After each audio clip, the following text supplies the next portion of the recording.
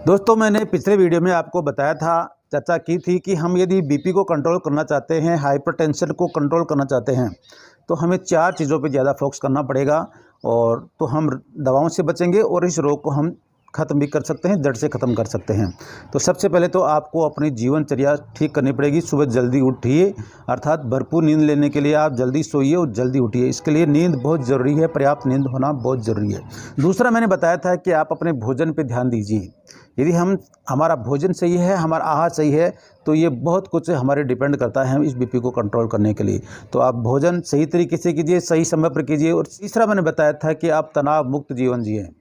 और चौथा मैंने बताया था कि आप अपनी जीवनचर्या में योग को शामिल करें। तो आज इसी कड़ी में हम बताने जा रहे हैं कि इस हाइपरटेंशन को, बीपी को कंट्रोल करने के लिए कौन कौन सी योगिक क्रियाएं ज़बरदस्त तरीके से काम करती हैं, वही आपको सौंपने जा रहा हूं। नमस्कार, मैं हूं doctor S M Saini, naturopath, और हम लोगों को एक स्वस्थ जीवन शैली के तरीके बताते हैं। तो इसी कड़ी में आज हम बीपी को कंट्रोल करने के लिए कुछ योगिक क्रियाएं बताने जा रहा हूँ। तो देखिए, समझिए और उनको अपनी जीवनचर्या में शामिल कीजिए।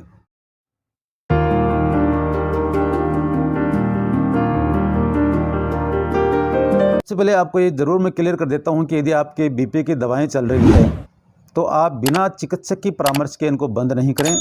आप नियमित रूप से आपने अपने चिकित्सक के संपर्क में रहें और नियमित जांच कराते रहें और देखते रहें। यदि आप इनको शामिल करने के बाद में अपना बीपी कंट्रोल आता जा रहा है, तो धीरे धीरे इनको दवाओं को आप बंद कर सकते हैं। लेकिन हमें लापरवाही नहीं बरतनी है, क्योंकि हाई बीपी से बहुत सारे शारीरिक जोखिम हो सकते हैं। तो आओ देखते हैं, समझते हैं।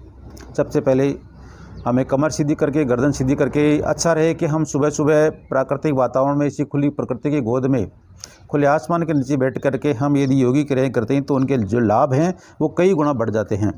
तो कोशिश करें, अन्यथा आप अपने घर के अंदर रहते हुए भी, लेकिन जहाँ अपना क्रॉस वेंटिलेशन, जो वायु का जो आवागमन है, वो सही तरीके से होना चाहिए। जिस आप नीचे बैठ सकते हैं तो अच्छा है, अन्यथा आप नहीं बैठ सकते हैं, आपके ऐसी कोई शारीरिक प्रॉब्लम है, तो आप चेयर पे बैठ के भी कर सकते हैं। ठीक है, यदि सुबह समय नहीं मिल पाता, आप इनको शाम को भी कर सकते हैं ये। लेकिन ब्रीथिंग एक्सरसाइज होती हैं प्राणायाम में, जैसा कि आपको पता है, यानी कि सांसों का नियमन होता है। सांसों का लेना, सांसों का छोड़ना एक तरीके से होता है, एक अलग तरीके से होता है, और यही सांसों का जो नियमन है, यही योग विज्ञान को एक अलग विज्ञान बनाता है। इस प्रकार से बैठ जाएंगे और लंबी सांस लेना है, लंबी छोड़ना है, लंबी सांस लेना है, लंबी छोड़ना है, और हमें सांस को रोकना भी है। अंदर सांस लिया, अंदर रोक के रखेंगे, उसकी काउंटिंग करेंगे कितनी देर हम रोक पा रहे हैं। तो पहले आओ देखते हैं।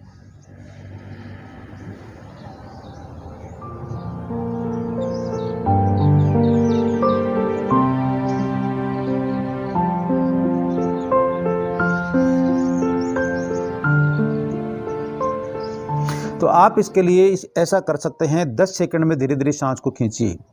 कोशिश करें कि हम 20 सेकंड तक सांस को रोकें और फिर धीरे धीरे 10 सेकंड में सांस को बाहर निकाल दीजिए। इस प्रकार से हम 40 सेकंड के अंदर ये जो दीर्घ श्वसन का है, सांस का जो लंबी सांस ले रहे हैं, ये एक तरह से हमारा एक मेडिटेशन की क्रिया है।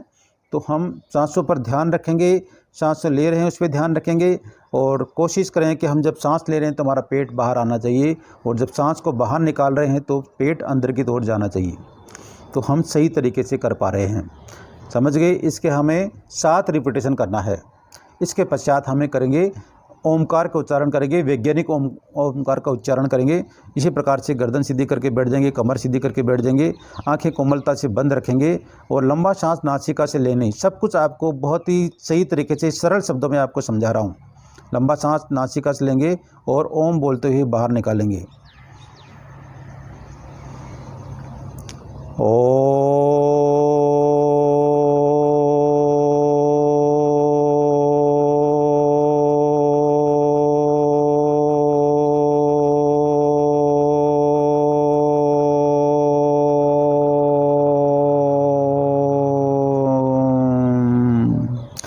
नासिका से लंबा सांस लिया, सांस ले रहे हैं तो हमारे फेफड़े फूल रहे हैं, हमारा पेट आगे की ओर आ रहा है। ये क्रिया इस तरीके से होना चाहिए। फिर धीरे धीरे जैसे जैसे हम ओम बोलते जाते हैं, ओम बोलते का उच्चारण करते जाते हैं, हमारा पेट धीरे धीरे अंदर चला जाएगा। पेट अंदर चला जाएगा, फेफड़े अंदर चले जाएंगे और इसके जो टॉक्सिन हैं वो सब बाहर निकल जाते हैं। तो ये एक बहुत ही अद्भुत क्रिया है। एक वैज्ञानिक ओमकार का उच्चारण हमारे शरीर को एक अद्भुत क्षमता, अद्भुत एक अदम्य ऊर्जा से हमें भर देता है। इसके बाद में आप दाहिने हाथ के अंगूठे से दाहिनी नासिका को बंद करेंगे और बाएं नासिका से धीरे धीरे सांस को अंदर ले जाएंगे। ठीक है। आप जो तर्जनी अंगुली है, जो ललाट का जो भ्रू मध्य है, वहाँ दोनों जो आईब्रो हैं उसके बीच में लगाना है आपको, नासिका के सीध बिल्कुल ऊपर की तरफ और इनके बीच में। इस प्रकार से यहाँ दबाएंगे, यहाँ पर अपना आज्ञा चक्र है और वहाँ पे लगाएंगे और वो बाईं नासिका से धीरे धीरे सांस को अंदर ले जाएंगे। फिर बाईं नासिका को अपना जो मध्यमा अंगुली है और तर्जनी ये अनामिका है उससे हम बाईं नासिका को बंद कर लेंगे, यानी कि अंगूठे से भी नासिका को बंद कर, दाहिनी नासिका को बंद कर रखा है और बाईं नासिका को हम मध्यमा और अनामिका से बंद कर लेंगे। और हमें जितनी देर सांस को रोक सकते हैं आप कोशिश करें कि 10 सेकंड तक सांस को रोक के रखें। ठीक है।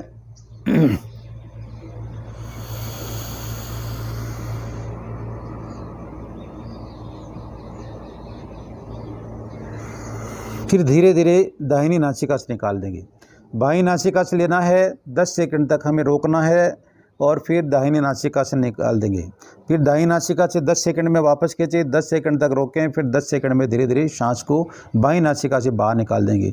बायां हाथ हमारा घुटने के ऊपर ज्ञान मुद्रा में रहेगा, अंगूठा और तर्जनी मिली हुई रहेंगी, हथेली का रुख आकाश की ओर होगा और इस प्रकार से हम इस अनुलोम विलोम को करेंगे। एक बार देखिए, बाईं नासिका से लें, 10 सेकंड तक रोकें, दाहिनी से निकाल दें, फिर 10 सेकंड तक अंदर खींचें दाहिना नासिका से, फिर रोकें, फिर बाईं नासिका से बाहर निकाल देंगे। ये एक चक्कर हम 1 मिनट में पूरा करते हैं और इस प्रकार के हमें 5 चक्कर पूरे करने हैं, 5 चक्कर करने हैं।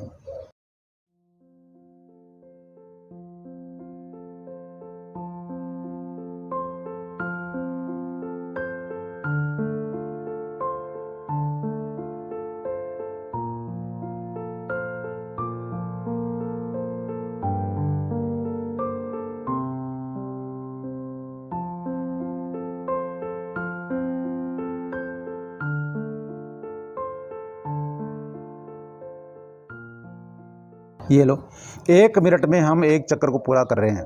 लेकिन आप सही तरीके से करें तो निश्चित रूप से आपको आश्चर्यजनक परिणाम देखने को मिलेंगे। दोस्तों, हम दवाओं के पीछे लगे हुए हैं, हमारी मानसिकता ये बदल चुकी है कि सब कुछ दवाएं ठीक कर देंगे, सब कुछ डॉक्टर ठीक कर देंगे।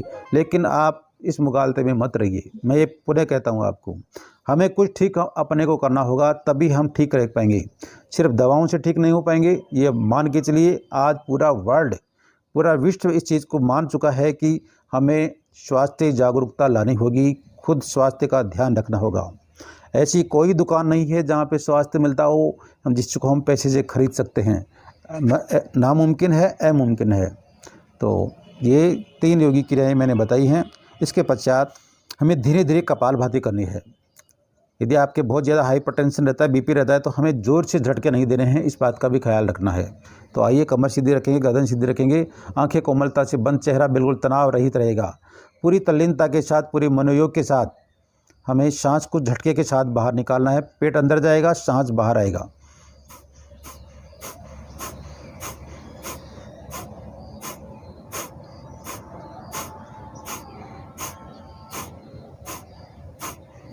इस प्रकार के हमें 100 स्ट्रोक से लेकर के फिर धीरे धीरे बढ़ाते हुए जाना है। 200 300 जितने स्ट्रोक्स लगा सकते हैं। ये हमारे हार्ट को मजबूत करता है, हमारे लंग्स को मजबूत करता है और हमें बीपी को कंट्रोल करने में मदद करता है। लास्ट और जो 5वीं एक्सरसाइज है, 5वीं योगी क्रिया है, वो बताने जा रहा हूँ आपको। इसके लिए हाथ ऊपर करेंगे और झटके के साथ सांस, हाथों को नीचे लेंगे, सांस को बाहर करेंगे, फिर सांस लेंगे, फिर सांस को बाहर निकाल देंगे। हाथ नीचे आएंगे, सांस बाहर आएगा। इस प्रकार से आप देखें।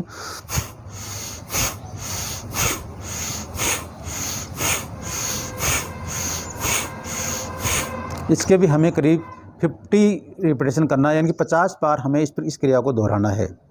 तो ये 5 योगी क्रियाएं दोस्तों आपके जीवन में एक नया स्वास्थ्य का संचार करेंगे। आपको न केवल हाई बीपी को कंट्रोल करने में मदद करेंगे, बल्कि आपके हार्ट और लंग्स को भी मजबूती देंगे।